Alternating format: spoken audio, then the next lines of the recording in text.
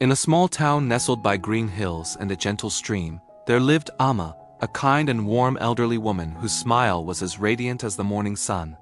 Her home was a simple cottage at the edge of the town, surrounded by a garden of bright flowers, a few fruit trees, and a wooden fence that hummed softly in the breeze. Amma had lived a long life, and though she had no children of her own and her husband had passed away many years before, she was never truly alone.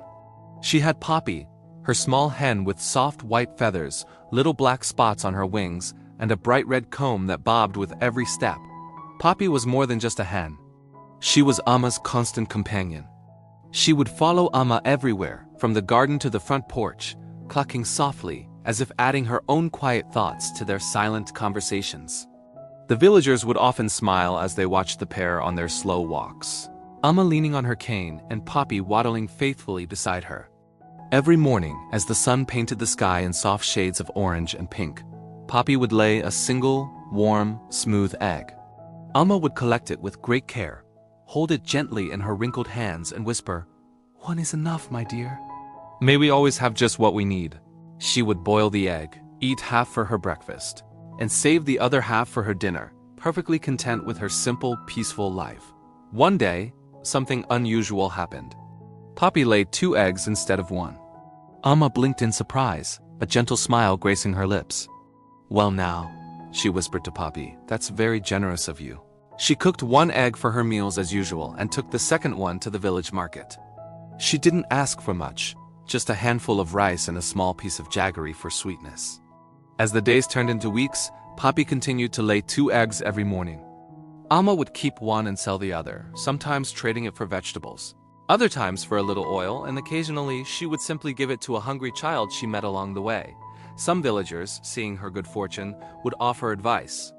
"Amma," one would say, "if you save all the eggs, you could buy more hens and become rich." But Amma would just shake her head and smile. "I have all I need," she would reply. "The rest is for sharing." Soon, everyone in the village came to know her for her generosity, affectionately calling her Amma Egg. One year, the rains came with a fury that no one had seen before. The gentle stream swelled into a raging river, flooding the fields and washing away homes. Many villagers lost everything, and there was little food to be found. During these hard times, Amma did not go to the market. Instead, she opened her small pantry, where she had carefully stored the rice and grains she had traded for. Each morning, she took Poppy's 2 eggs and shared them with families who had lost their homes, asking for nothing in return. She would boil the eggs and hand them to shivering children, her warm smile a small comfort in the cold, damp days. Her little cottage became a beacon of hope, a place where one could always find a small meal and a kind word. As the floodwaters receded and life slowly returned to normal, a village elder approached Amma.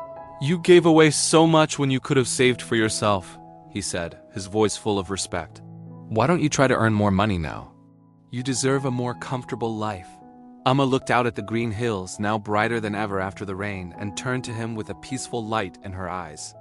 "True happiness isn't about having more things," she explained softly. "It is not found in a big house or a full purse. It comes from appreciating what we have right here, in this moment, and finding joy in sharing that goodness with others. A shared meal tastes sweeter, and a kind heart is the greatest treasure." The story of Amma and her little hen, Poppy, became a gentle lesson passed down through generations in the village. It was a simple tale, but its message was profound. They learned that true wealth is not measured in coins or possessions, but in kindness and compassion. For in sharing what we have, no matter how little it may seem, we find the deepest peace, the most lasting joy, and the truest happiness our hearts can ever know.